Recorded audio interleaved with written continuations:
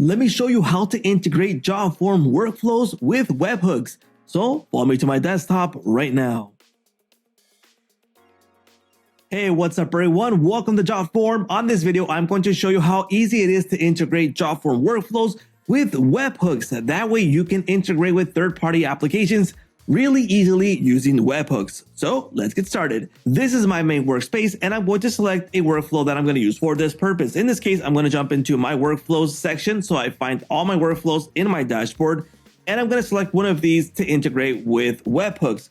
Let's go ahead and select this workflow for testing purposes. Let's jump into the edit section. It'll take us to the workflow builder. Inside of here, we have a workflow that is working already, but we want to send off a webhook at a certain stage of the workflow. So in this case, let's go ahead and search for webhook over here on our elements. Let's drag it inside of here and we can decide at what stage we want to send off the webhook. In this case, I'm going to send it off at the first stage of the approval. So let me go ahead and remove this right now. Here we go. I'm going to drag it inside of here and I'm going to connect it. Let's go ahead and connect here and let's go ahead and continue the flow. And here we go. Let's complete and set up the webhook. So let's go ahead and click on complete setup. And we need a link for the webhook. Now, in this case, I'm going to use Pabbly Connect, but you can use other automation applications out there like Zapier, Make, Automazy, etc. In this case, let's go ahead and jump into Pabbly Connect. And I'm going to create a brand new workflow right here. And I'm going to start from scratch. Let's go ahead and create. And the first stage of this trigger is going to be a webhook. So let's go ahead and select it right now. And the event is going to catch a webhook.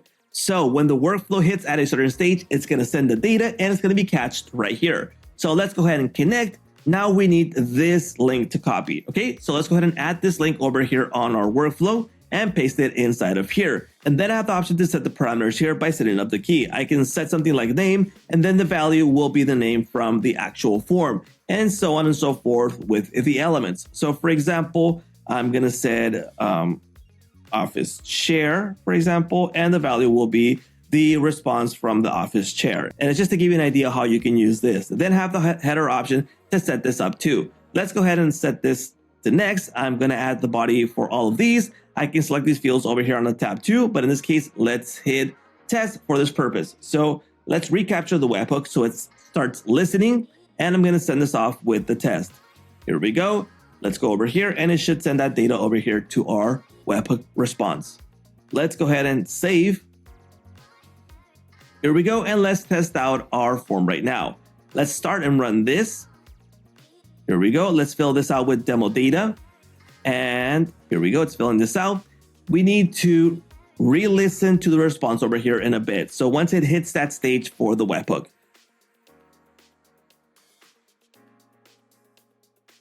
Here we go. Let's go to submit this. It's going to jump into the next stage in this preview form, and I need to approve here.